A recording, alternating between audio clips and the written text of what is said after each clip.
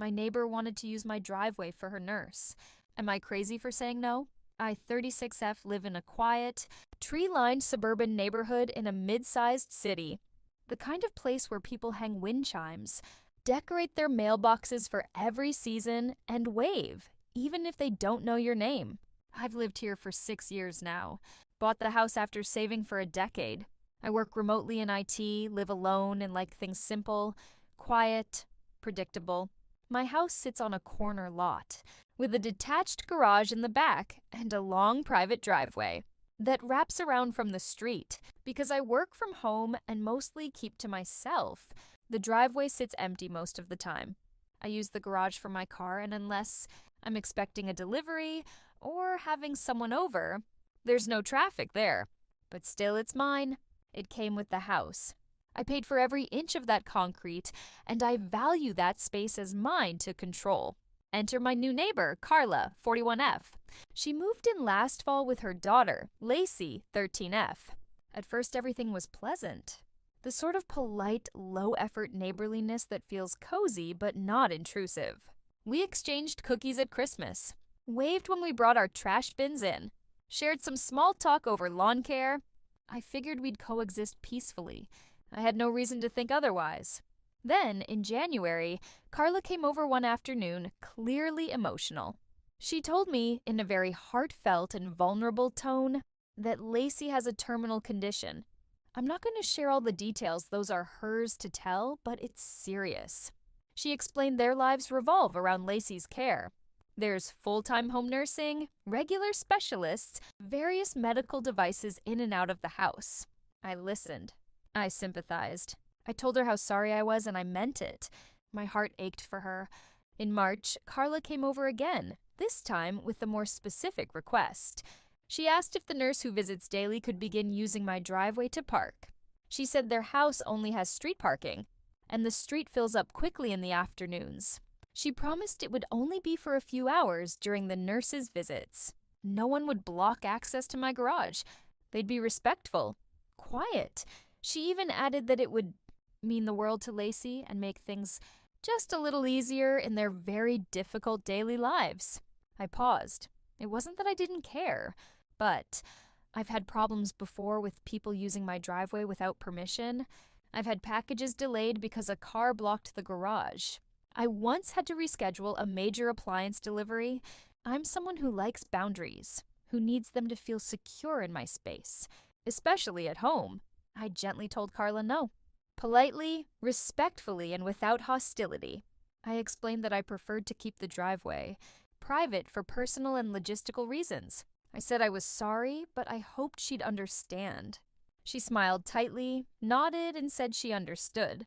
Except she didn't. For 2 weeks, everything was normal. The nurse parked on the street like everyone else. I figured we'd moved past it.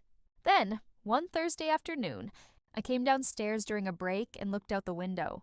There was a car in my driveway. I stepped outside, assuming maybe it was a delivery. Nope, it was the nurse. She smiled when she saw me and said, "Hi." Carla said it was okay to park here now. I was stunned. I told her politely that Carla must have been mistaken. I had said no. She looked mortified, apologized immediately, and moved her car without a fuss. I assumed it was a miscommunication, that maybe Carla genuinely misunderstood. I didn't bring it up again. That night, I got a text from Carla.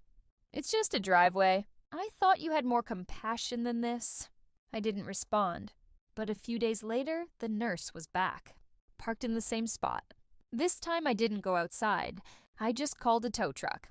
When it arrived, chaos broke out. The nurse came running out. Carla followed soon after. Both of them were yelling on my lawn.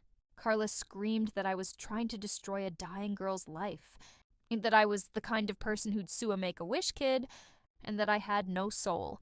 I didn't yell back. I simply asked them to leave my property, and reminded them that I had asked clearly not to have anyone park in my driveway. That's when Carla turned to the court of public opinion. She posted a rant in our neighborhood's Facebook group. She named me directly, accused me of harassment, cruelty, and denying access to essential care for a terminally ill child. She claimed I had no reason other than spite and that I was everything wrong with the world. The comment section lit up.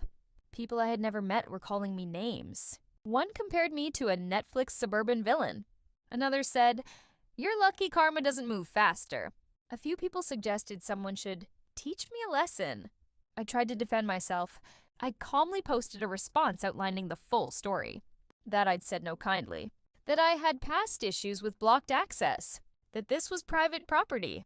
But my explanation didn't matter. The narrative had already taken hold. I was the heartless tech woman who wouldn't help a sick child. I started getting actual hate mail. Someone egged my car. Someone else left a note on my door, "Hope you never need mercy." I installed a Ring camera. Filed a harassment report. The police were sympathetic, but said they couldn't do much unless someone damaged property or crossed a line. "Keep documenting," they said, "and stay safe." I figured it couldn't get worse. Then I got a letter from the HOA. Carla had circulated a petition asking the HOA to reassign access to the portion of my driveway nearest her property line, citing community cooperation and shared access needs. Luckily, the HOA shut it down. Apparently, this wasn't the first time she'd pulled stunts like this in a past neighborhood, and they weren't about to entertain the drama. But I wasn't done. Update 1. Last week, I caught another car in my driveway. This time, a completely new nurse. When I went outside and asked her to move, she looked confused. She said, "I was told this was part of the lease." "It's okay, right?" "Lease? What lease?" I emailed Carla immediately. No more texts. No more ambiguity. I told her that if I saw anyone in my driveway again, I'd be installing a gate. No more chances. No more conversations. Her reply? "Do what you have to do. Just know you'll have to live with the fact that you said no to a dying child." That was the last straw. Update 2. So I did it. I installed a gate.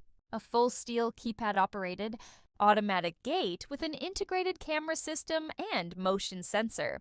It was more expensive than I cared to admit. It's not subtle either. But at this point, I didn't care about optics. I cared about peace. When Carla saw it, she lost it.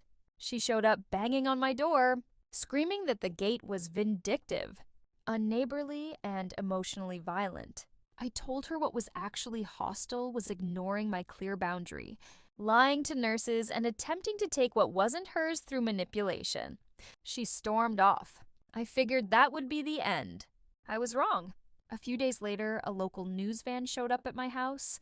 I wonder who had tipped them off about a neighborhood dispute involving terminal care access.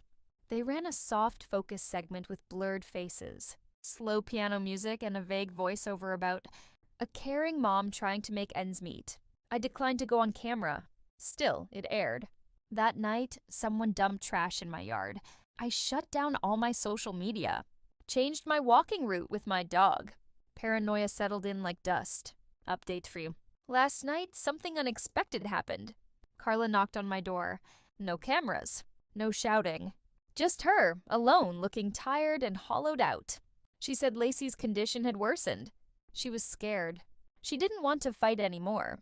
She actually apologized for the Facebook post, the nurses, the driveway, everything.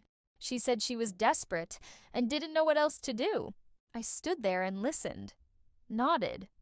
A part of me ached for her, but I didn't offer the driveway, and I won't, because this is what it comes down to.